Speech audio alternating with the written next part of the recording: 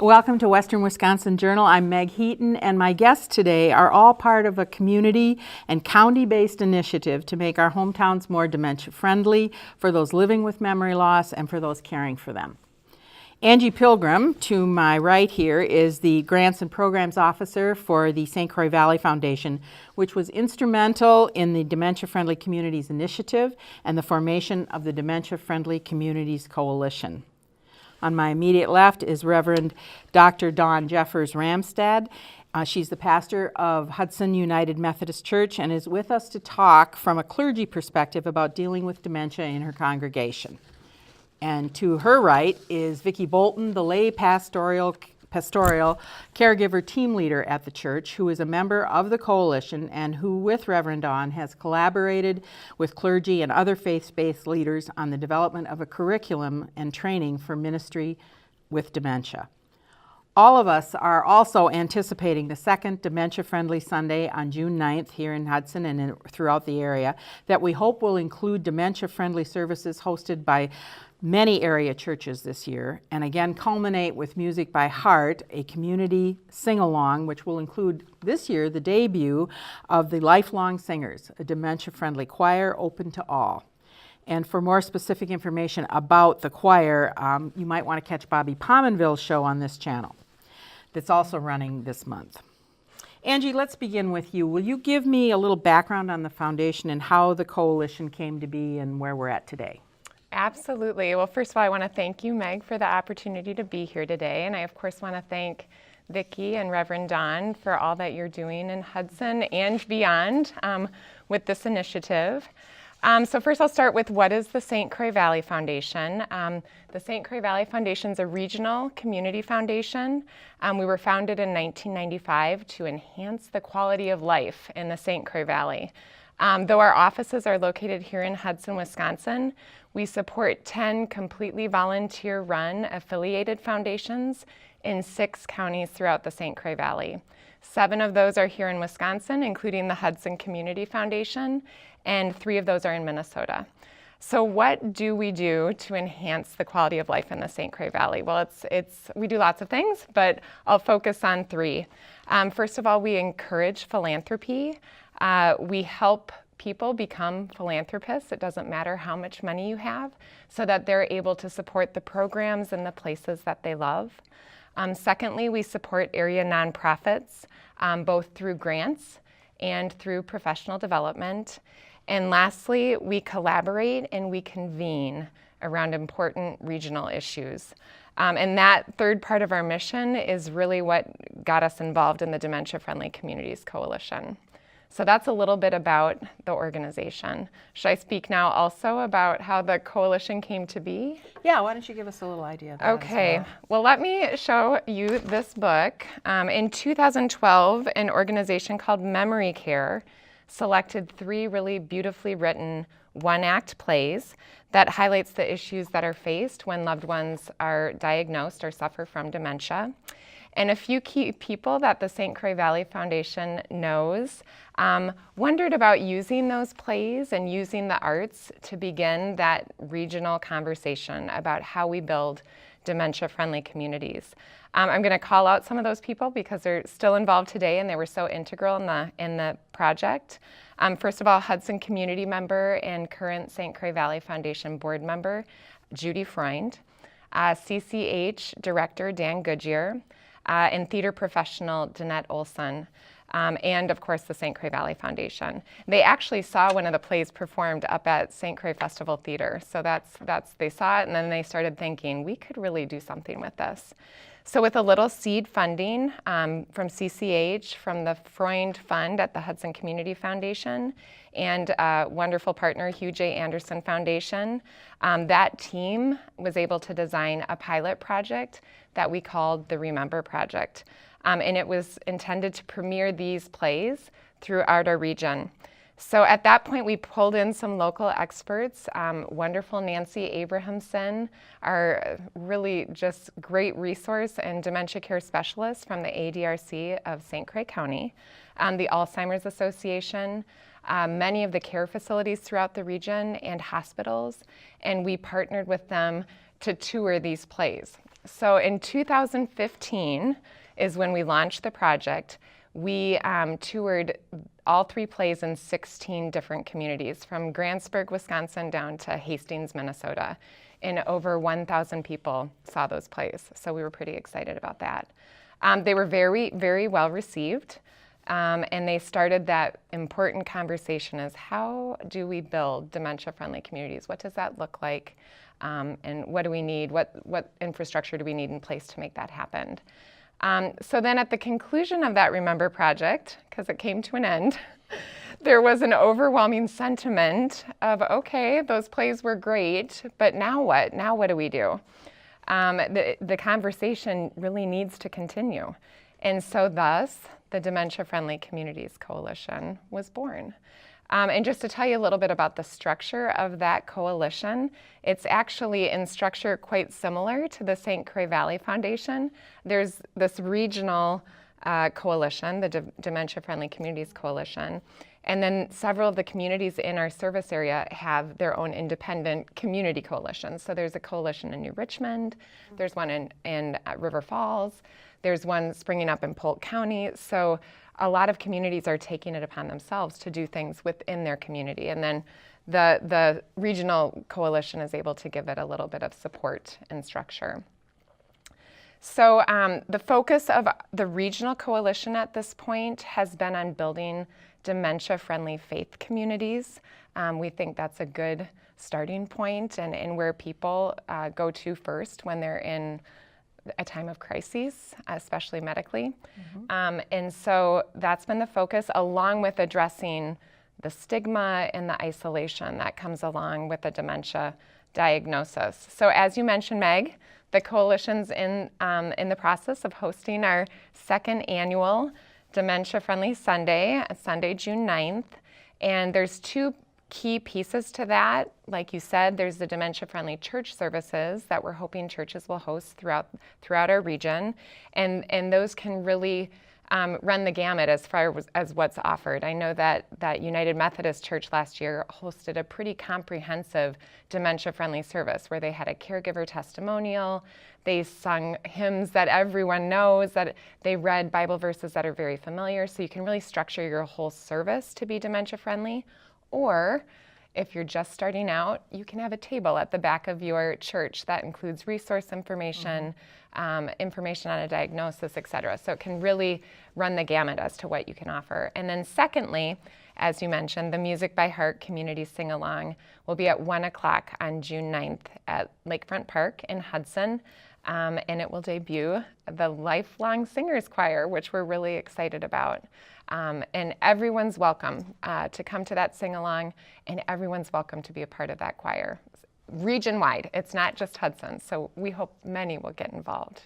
Hopefully the park will be dried out by Yes, no kidding. Yes. It's only a couple months away. Thank you, Angie. One of the things you mentioned, whenever you're involved in anything, it's after you get initial interest, it always is that all-important what now thing. And Reverend Dawn, I've interviewed you before about dementia, and you're very well versed in it and how you incorporate that into your ministry. Would you talk a little bit about that and the impact that you've seen it have on your congregation and in your experience?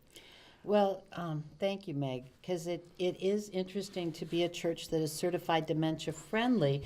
And one of the first impacts that come to my mind is it's helped us embrace an identity of a church for all generations.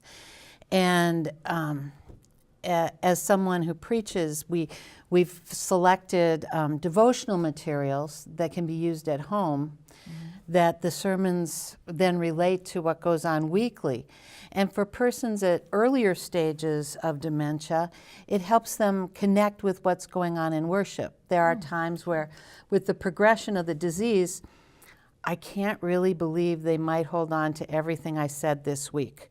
But I can believe that it says, this is my church and I'm in worship because my pastor is delivering a sermon. But it then gets into our patterns of how we do communion, how we have an order to our worship that makes it familiar.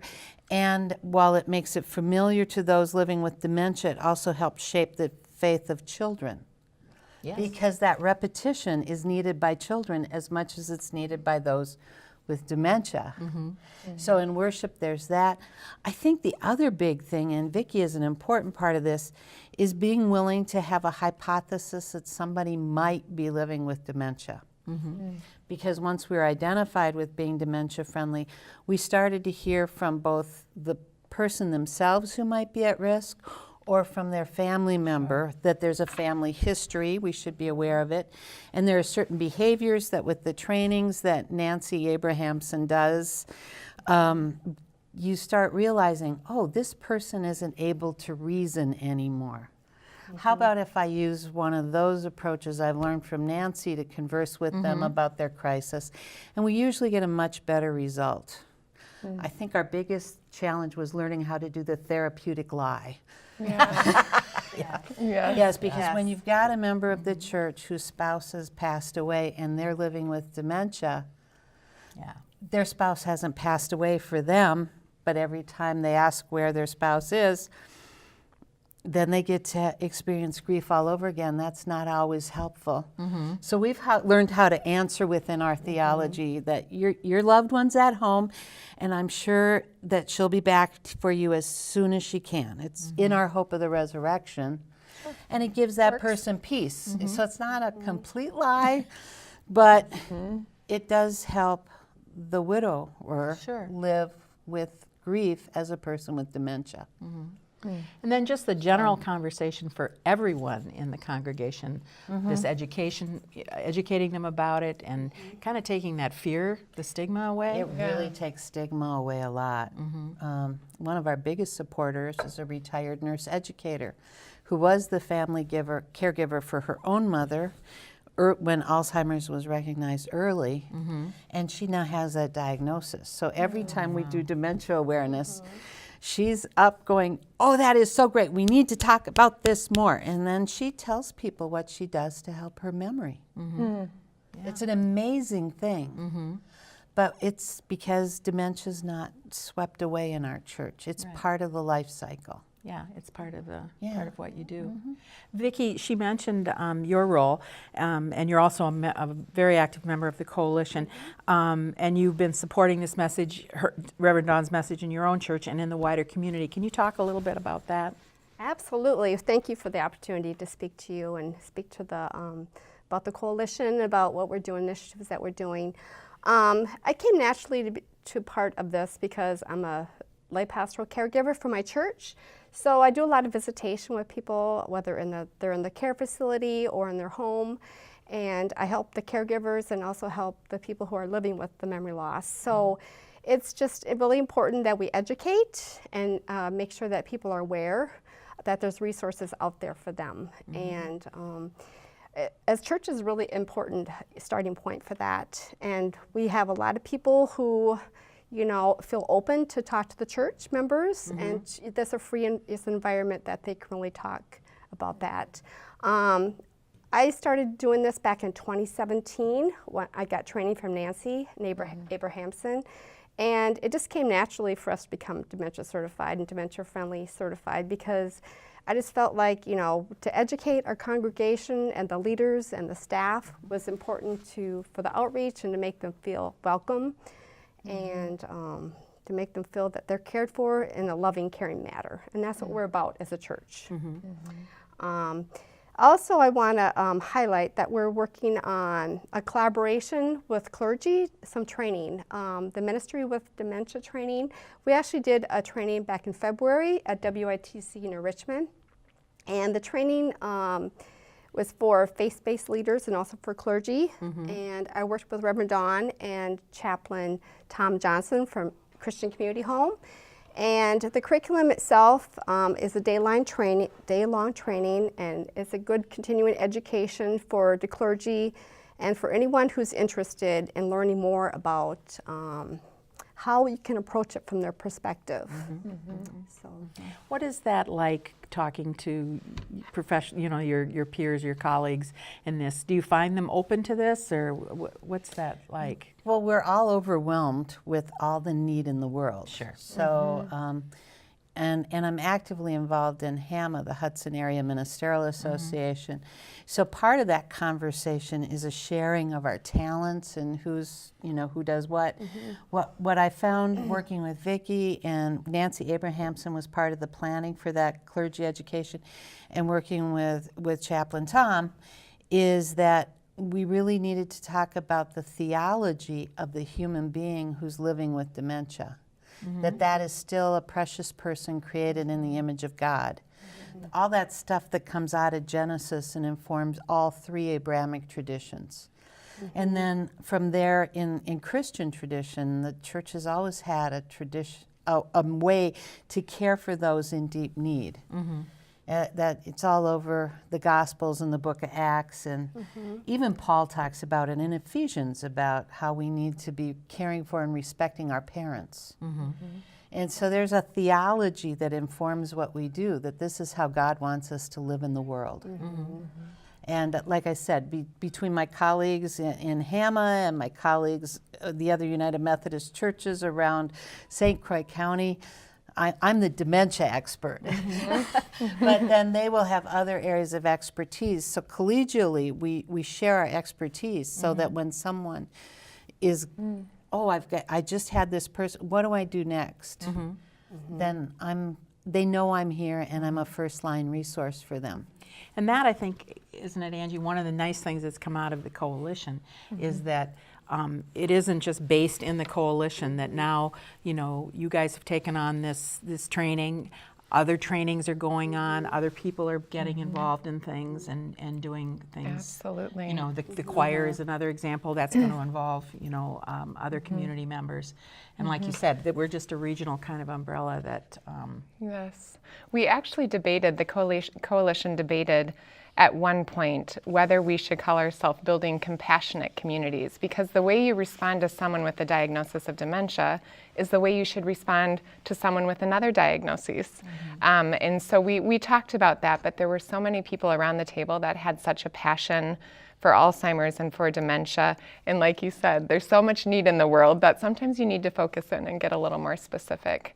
But when we talk about the lifelong singers, the reason it's called that is it's really intended to be for anyone that wants to come sing and to support people with a diagnosis of dementia. But anyone is welcome, all ages, to support one another and have fun singing, find joy in singing. Well, and that's one of the things that connects with people, whether it's in church or wherever. Music seems to have a healing effect and breaks through memory. To that, so that's one of the things that we're looking forward. And even last year, we had 100 people at the park. Everybody will get a sing-along book. So if you're one of those that doesn't remember the lyrics, and we have Bobby Pominville, a retired music teacher, and Carol Dolly, lots of familiar names there in the park. And it does seem like a great way to culminate the day after hopefully a lot of church services. I hope so. Yes. I hope so. Or at least the mission stuff and the resources available in church entryways. That goes a long way. Yeah. Oh, absolutely. So, in terms of where you start, what it was like at United Methodist when you first came, and where you're at now, both of you, because when did you come to United Methodist? July 1st, 2016. Okay, so you're both relative, kind of came together. Yes. Talk about the impact. One of the things that impresses me is that you do reach out to the resources. The Nancy Abrahamson that we've referred to is with the Aging and Disabilities Resource Center. We're very fortunate in Wisconsin to have those, and she provides training. But you guys reached out to her to help you facilitate this, and what was that like? It was like breathing. Yeah. It just seemed like the right thing to do. And some of that is having a great lay leader in Vicki who knew her and knew the resource. And I think pastors need to be able to say, I don't know everything, and that God has talented other people too. And so it was really easy to do that. Do you want to say more? Absolutely. I think just being aware of the community resources and just bringing it to the church, I think is really important, just to make people aware that we do have people out there that can help you. And a lot of people don't know that unless you give it to them or provide it to them. So I think, it's having her come speak to the congregation. And I've also had the Alzheimer's Association actually come to our congregation too. And I think it's important to be involved and to be part of the community, and that being in church is part of the community, and being connected to each other, and being educated, and just being happy. Well, and we've also had connections with Dr. Severson, who has spoken with us about, and has been part of the coalition in the past, right, in terms of the medical issues that are attached to this, and local attorney Jennifer O'Neill, who helps people. There are all those resources that when this happens, it can really pull the rug out from underneath you. Right, right. And things can be pretty messy before diagnosis. And you need those professional resources to help. I was thinking as Vicki was speaking, just to go back to when we're training clergy, one of the things Vicki and I try to model in that is the clergy person, the pastor of a church, doesn't have to be the expert in everything. That God gifts us with a lot of people who have a ministry and a mission to serve. And I might not be the best person for a particular family. In fact, I know it's true. We will not out their identity, but there's a family that's benefited because Vicki, with her unique background, was a better fit for their end of life care than I would have been. And as a pastor, I just need to get them cared for. I don't have to do it all myself. And we try to stress that in that ministry training. Angie, can you talk to what's maybe on the horizon for the coalition? Oh, I think the sky's the limit. The choir that we're forming, and I think they're going to put some information up at the end about when those rehearsals are happening. We base that on the Giving Voice model out of St. Paul, Minneapolis, and that model is being embraced nationally, I think even internationally, where choruses are popping up just around the nation for sure, and I'm pretty sure internationally. And those choruses look very different. Ours is at this point quite grassroots and completely volunteer run. Thank goodness for wonderful people like Bobby Pomneville who are willing to take this on as a volunteer. But then there's the Giving Voice model, and that is a nonprofit and it's on its own. There's a paid director. It's a membership-based organization.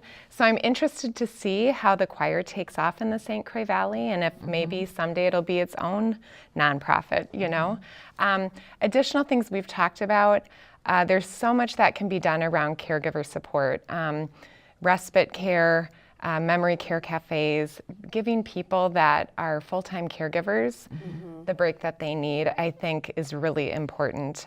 There's so much isolation around this diagnosis, and I think that caregivers are overwhelmed and it's too much work to go out and about. So if there's more the coalition can do down the road around caregiver support, I think that's something we'd look at.